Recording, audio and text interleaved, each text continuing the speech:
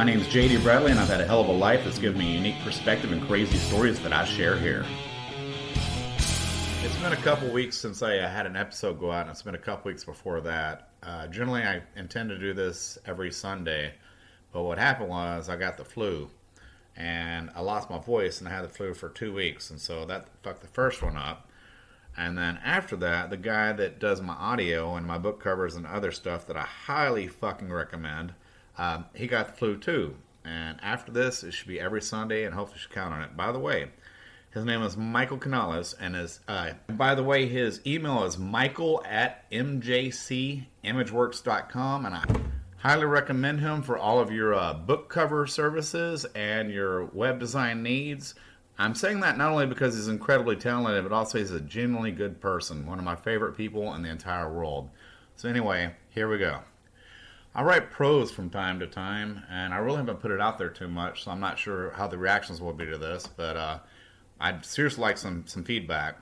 I talked to Blueberry, and hopefully as of this episode, you can finally leave comments, and plus you can always reach me by email at jdrelayauthor@gmail.com.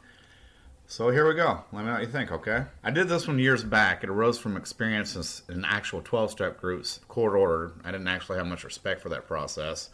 And a growing apathy of the general public and feeling disgusted by social engineering, which was blindingly obvious to me.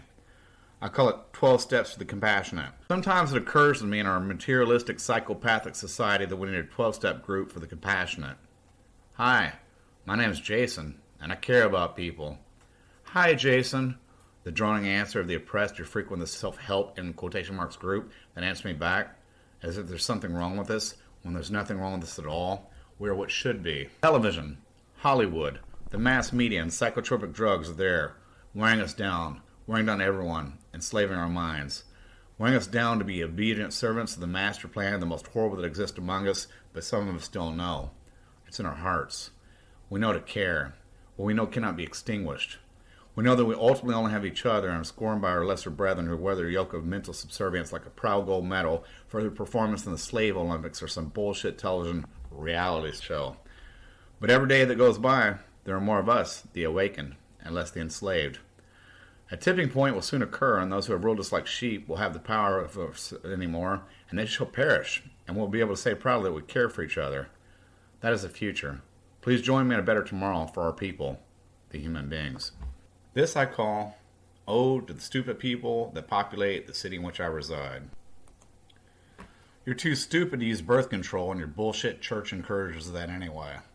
You feel that life is a badass contest and highly suspect you're a badass even though you're obese, diabetic, and can't even do one pull-up. You drive, mostly illegally and without insurance, and cause almost all the wrecks and then get angry with the people whose cars you just wrecked into. I've seen you try to read, and you have to move your lips. Your ignorance is both offensive and disgusting to the reasonable, and at the very least, I wish you could discover how birth control works, because the best you have to offer the world is no more future generations of you. Now this next one, I just left a gentleman's club one night, was walking home. I live a half a block away. It's pretty fun, convenient, huh? And someone had placed a recliner on the sidewalk facing the bar, and I felt obligated to sit down and bathe in the presence of the bar and its neon lights, and then it just showed up in my head. I call it the artistic barter. The artist, independent of medium, seeks acceptance and accolades, but generally has talent that entertains, and that is therefore an even exchange, dependent on the artist's ability and the public's agreement to provide said accolades. I am a writer. I can articulately explain the experience of spitting blood after a fist just landed square to the mouth. I can describe you the horror of childhood abuse and chronically the tales of drug abuse, multiple drugs, not just one. I can absolutely describe so many horrors that I've experienced firsthand of the common man that he finds entertaining without the necessity for him to experience said horrors. I feel that I'm in possession of both experiences and the ability to convey them to the general public. Am I superior? Certainly not. I'm from the gutter. I can share with the general public the day-to-day lives of the homeless and desperate and degenerate of what general society considers scum. And most scum are scum. But there's general nobility on the streets that only a true street citizen has witnessed. I've been drinking, of course. I'll split this booze with you if I can use some of that blanket. That way we can both still keep warm. It's been a cold winter night my entire life. I'm a bard of the streets, a purveyor of the sordid for a curious public. I can describe the bottomless pit of hopelessness that I felt when two close friends were brutally murdered, and one of my favorite brothers in arms blew his head off in his parents' apple orchard 3 days after getting out of the army. This is my forte. This is my medium. My medium is pain mixed with articulate description and sometimes hope.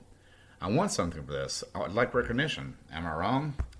From my humble beginnings in abject poverty to the life of a soldier to the methamphetamine addicted enforcer of various underworld codes and transactions, from crack addiction and homelessness, twice, I've always maintained the ability to explain such experiences, to articulate.